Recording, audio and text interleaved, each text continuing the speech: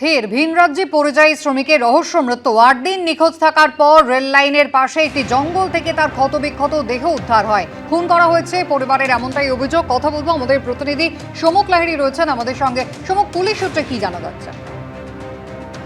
দেখো, এই শ্রমিকের বাড়ি মালদার হরিশ্চন্দ্রপুর থানা এলাকাতে। তার নাম আলমগীর আলম। যা পরিবার জানিয়েছে, গত কয়েক মাস আগে সে ভিন রাজ্যে শ্রমিকের কাজ করতে গেছিলেন, চেন্নাইতে গেছিলেন শ্রমিকের কাজ করতে, এবং গত 8 দিন আগে তিনি তার পরিবারের সাথে শেষ কথা বলেন এবং পরিবারকে জানান চেন্নাই থেকে তিনি হায়দ্রাবাদের উদ্দেশ্যে কাজ করতে যাচ্ছেন ও সেখানে শ্রমিকের কাজ করবেন। এবং তারপর থেকেই তাকে পাওয়া যাচ্ছিল না, এবং গতকালকে তার মৃতদেহ উদ্ধার হয়েছে চেন্নাই থেকে কিছুটা দূরত্বে, চেন্নাই স্টেশন থেকে কিছুটা দূরত্বে পরবর্তী স্টেশনের কাছে তার রক্তাক্ত মৃতদেহ উদ্ধার হয় এবং পরিবারকে জানানো হয় চেন্নাই পুলিশ মারফত। এরপরই পরিবারের পক্ষ থেকে অভিযোগ করা হচ্ছে তাকে খুন করা হয়েছে। কি কারণে এই খুন এখন অব্দি স্পষ্ট করে বোঝা যাচ্ছে না, বা এর পিছনে অন্য কিছু রয়েছে কিনা তাও স্পষ্ট করে বোঝা যাচ্ছে না। ইতিমধ্যে পরিবারের সদস্যরা চেন্নাইয়ের উদ্দেশ্যে রওনা হওয়ার জন্য প্রস্তুতি নিচ্ছে। কুসুমিতা, ধন্যবাদ। ভিন রাজ্যে পরিযায়ী শ্রমিকের রহস্য মৃত্যু। 8 দিন ধরে তিনি নিখোঁজ ছিলেন এবং মালদার হরিশ্চন্দ্রপুরের বাসিন্দা তিনি। পরিবারের পক্ষ থেকে অভিযোগ করা হয়েছে খুন করা হয়েছে এই পরিযায়ী শ্রমিককে।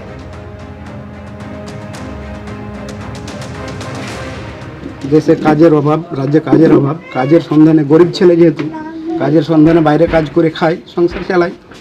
এবার বাইরে গিয়েছিল গত 1.5 মাস আগে, মানে চেন্নাইতে কাজ করার পর ওখান থেকে একটু ভালো কাজের আশায় ওখান থেকে হায়দ্রাবাদ যাচ্ছে। চেন্নাই থেকে এবার সেখানে যাওয়ার দিন প্রায় কথাও হয়েছে, ট্রেনে ওঠার সময় কথা হয়েছে। এবার ট্রেনে যাওয়ার সময় রাস্তাতে ট্রেনের মধ্যে ওর সাথে কি ঘটনা ঘটে আমরা সেটা সঠিক জানতে পারি না। এবার খোঁজাখুঁজি চলতে গত 7-8 দিন পরে তার মৃতদেহ রেল লাইনের ধার থেকে উদ্ধার হয়। সেটা আমরা আরপিএফের ক্যাম্পে গিয়ে আমরা জানতে পারি। আমার ভাইকে কেউ ধাক্কা দিয়ে খুন করেছে ট্রেন থেকে। ট্রেনে ওঠার আগে স্ত্রীর সঙ্গে কথা হয়েছিল, কিন্তু ট্রেনে ঠিক কি ঘটনা ঘটেছে তা কিন্তু পরিবারের মানুষের কাছে এখনো স্পষ্ট নয়। পরিবারের একমাত্র রোজগারের সদস্য তিনি। পরিবার কিন্তু রীতিমতো দুশ্চিন্তায় পড়েছে।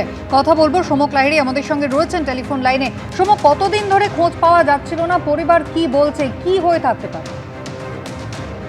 দেখো, পরিবারের পক্ষ থেকে যা জানানো হয়েছে যে গত 8 দিন আগে তার সাথে কথা হয়েছিল, তারপর থেকে তার কোনো হদিশ পাওয়া যাচ্ছিল না, এবং সে তার পরিবারের সদস্যদের জানায় যে চেন্নাই থেকে সে হায়দ্রাবাদে যাচ্ছে, সেখানে কাজ করবে, শ্রমিকের কাজ করবে, সেখানে বেশি টাকা পাবে, সেখানে শ্রমিকের কাজ করবে, এই শেষ কথা হয়। তারপর থেকে তার কোনো হদিশ পাওয়া যাচ্ছিল না। বারবার পরিবারের সদস্যরা যোগাযোগ করার চেষ্টা করে, কিন্তু তাও কোনো হদিশ পাওয়া যাচ্ছিল না তার।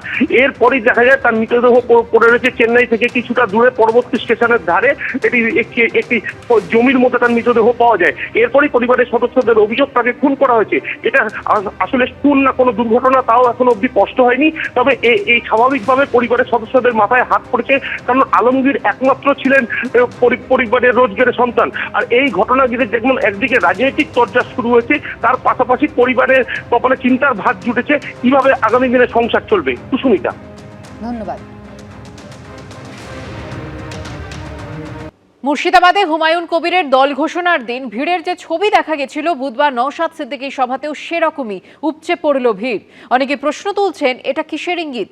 পশ্চিমবঙ্গে ফিরতে চলেছে মুসলিম জাতিসত্তার রাজনীতি? ঠিক 1 মাসের ব্যবধানে দুটো ছবি। প্রথম ছবিটা 2025-এর 22শে ডিসেম্বরের, যেদিন মুর্শিদাবাদে প্রস্তাবিত বাবরি মসজিদের জমির কাছে সভা করে নতুন দল ঘোষণা করেন সাসপেন্ডেড তৃণমূল বিধায়ক হুমায়ুন কবির। আর দ্বিতীয় ছবিটা বুধবারের, আইএসএফ এর প্রতিষ্ঠা দিবস উপলক্ষে শহীদ মিনার চত্বরে আইএসএফ বিধায়ক নওশাদ সিদ্দিকীর সভা। দুটো সভাতেই প্রধান বক্তা এ রাজ্যের 2 মুসলিম বিধায়ক, আর দুটো সভাতেই সেই বক্তৃতা শুনতে ভিড় করলেন কাতারে কাতারে সমর্থক। মুর্শিদাবাদে হুমায়ুন কবিরের দল ঘোষণার দিন ভিড়ের যে ছবি দেখা গেছিল, বুধবার নওশাদ সিদ্দিকীর সভাতেও সেরকম উপচে পড়ল ভিড়। এই দুটো ছবিকে পাশাপাশি রেখেই অনেকে প্রশ্ন তুলছেন, এটা কিসের ইঙ্গিত? পশ্চিমবঙ্গে ফিরতে চলেছে মুসলিম জাতিসত্তার রাজনীতি? তার মুখ কি হয়ে উঠতে চলেছেন নওশাদ সিদ্দিকী ও হুমায়ুন কবির?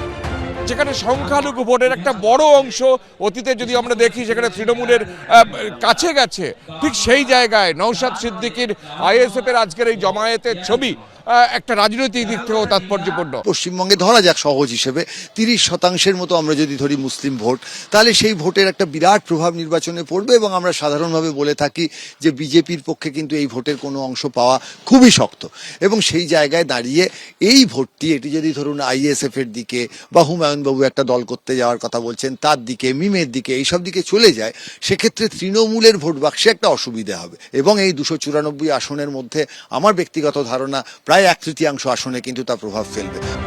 তাৎপর্যপূর্ণভাবে হুমায়ুন কবির এবং নওশাদ সিদ্দিকী যখন জোটের বার্তা দিচ্ছেন, তখন ফুরফুরা শরীফের পীরজাদা তহা সিদ্দিকী দাবি করছেন তৃণমূলের মুসলিম ভোটে ভাঙন ধরে গেছে। তৃণমূলের মুসলিম ভোট ভাঙন ধরে গেছে, অলরেডি ভাঙন ধরে গেছে। সেই ভাঙন ধরাটাকে রুকার জন্য এই এসআরকে সামনে রেখে এই বিভ্রান্ত সৃষ্টি করে আবার গুছিয়ে নেওয়ার চেষ্টা করা হচ্ছে বলে আমি মনে করি। বিজেপি ভোট ভাগের একটা খেলা খেলছে, ফলে বিজেপিকে হারাতে গেলে প্রত্যেকটা ভোট তৃণমূলকে দিতে হবে। কারুর কথায় বিভ্রান্ত হয়ে একটি ভোটও যদি অন্য কোনো খাতায় চলে যায়, ঘুরিয়ে কিন্তু সে বিজেপির হাত শক্তিশালী করছে। এ রাজ্যের ভোটের ফলাফলে বরাবরই নির্ণায়ক ভূমিকা নেয় মুসলিম ভোট, কিন্তু এবার কি হবে সেটা জানতে অপেক্ষা আর কয়েক মাসের। কৃষ্ণেন্দু অধিকারী, ময়ূর ঠাকুর চক্রবর্তী ও রঞ্জিত সাউবের রিপোর্ট, এবিপি আনন্দ। বিধানসভা ভোটে পশ্চিমবঙ্গে কি নতুন কোনো জোট সমীকরণ তৈরি হবে? একদিকে হুমায়ুন কবির বলছেন সিপিএম কংগ্রেস নওশাদ সিদ্দিকীর সঙ্গে জোটে আপত্তি নেই। বুধবার শহীদ মিনারে সভা থেকে নওশাদ সিদ্দিকীও ঐক্যবদ্ধ হয়ে লড়ার বার্তা দিলেন। কংগ্রেস সিপিএম কি করবে? বা কংগ্রেস আরো যে সমস্ত ফোর্স গুলো আছে তাদের সাথে আলোচনা চলছে। সেলিম সাহেবরা বসুন, সুজন বাবুরা বসুন, নওশাদ সাহেব বসুন, আব্বাস ভাইজান বসুন, কংগ্রেসের অধীর বাবু আর ঈশা খান। দোরগোড়ায় বিধানসভা নির্বাচন, পশ্চিমবঙ্গে কি নতুন কোনো জোট সমীকরণ হতে চলেছে? গত বিধানসভা ভোটের আগে 28শে ফেব্রুয়ারি বামেদের ব্রিগেড মঞ্চে একসঙ্গে দেখা গেছিল সিপিএম, কংগ্রেস এবং আইএসএফকে। পরে কংগ্রেসের সঙ্গে রফা না হলেও বামেদের সমর্থনে ভাঙড়ে জিতে রাজ্যের একমাত্র অবিজেপি বিরোধী বিধায়ক হন নওশাদ সিদ্দিকী। কিন্তু এবার প্রশ্নটা একটু অন্যরকম, কারণ এবার এক নতুন চরিত্রের আগমন ঘটেছে এই জাতীয় রাজনীতিতে। হুমায়ুন কবির, যিনি আগেরবার ছিলেন তৃণমূলে, এবার নিজের দল গড়েছেন। তাই প্রশ্ন উঠছে, মুসলিম জাতিসত্তার রাজনীতি তৈরি করতে কি হুমায়ুন ও নওশাদ হাত মেলাবেন? আর মূল প্রশ্ন হলো, এই জোট তৈরি হলে কি তাতে যোগ দেবে কংগ্রেস সিপিএম?